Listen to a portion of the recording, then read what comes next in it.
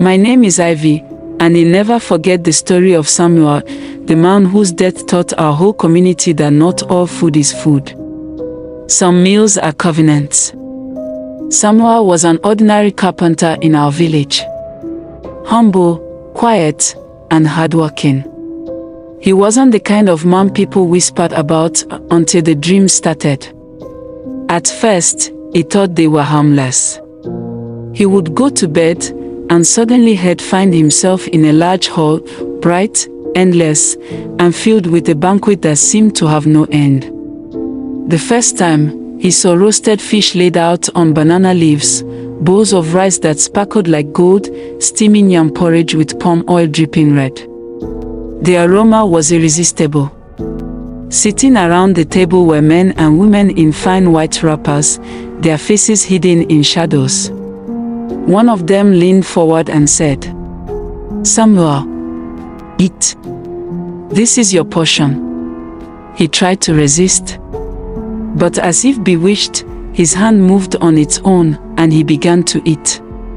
He woke up the next morning, lips oily, the taste still on his tongue. He thought it was funny, even told his friends, laughing. "Can you imagine?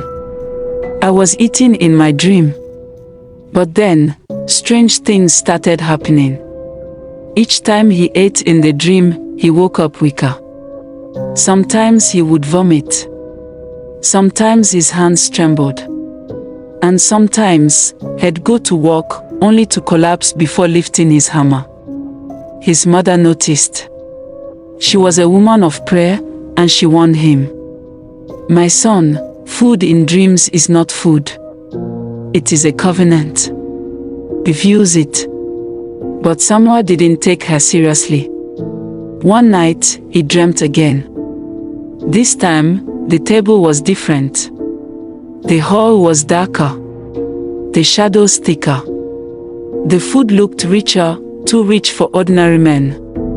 Pounded yam smooth like silk, egusi soup with goat meat floating on top, pepper soup steaming with a smell that drew him forward. Samuel wanted to resist. He clenched his fist.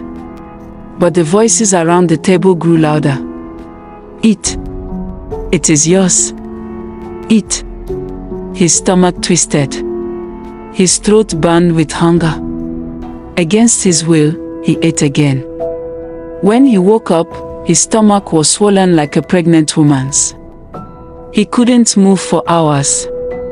His mother wailed and called pastors. They prayed, but Samuel confessed in tears. "Mama, I don't know how to stop it. They are too strong." One evening, Samuel came to me. His eyes were red, his body thin. He whispered like a man carrying death on his tongue. "They told me something. They said if I eat 3 times, I belong to them forever. I've eaten twice already, Ivy. Next time, I won't wake up." Fear gripped me. I begged him to sleep in the church. The pastor gathered prayer warriors. They fasted, they prayed, they anointed his room with oil. For 2 nights, Samuel was safe. He slept peacefully. But on the 3rd night, he refused to stay in church. He said he was tired. He said he would be fine. That night, the dream came again. But this time, it wasn't a bright hall. It was a cave, lit with fire torches. The table was no longer wood, it was stone, black as coal. On it sat a large clay pot, bubbling with a thick, dark soup. The smell was bitter, choking, but the figures around the table chanted, "Eat, eat, eat." Samuel shook his head. He screamed, "No, I will not eat." But then, a hand larger than life pressed down on his head. His jaw forced open.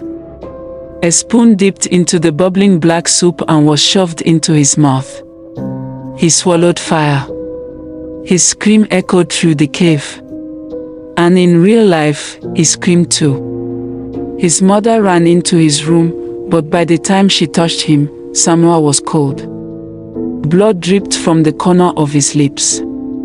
His eyes were open, staring in horror, as if still watching the dream. People whispered for months. Some said he was initiated by enemies in the spirit world. Some said he was sacrificed by secret cults. Others claimed he refused deliverance too late. But one thing everyone agreed on was this: food in the dream is not food. It is a covenant. Some tables are not for dining, they are for binding.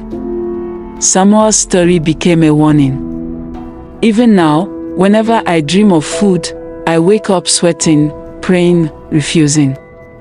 Because I remember him, the man who ate in his dreams.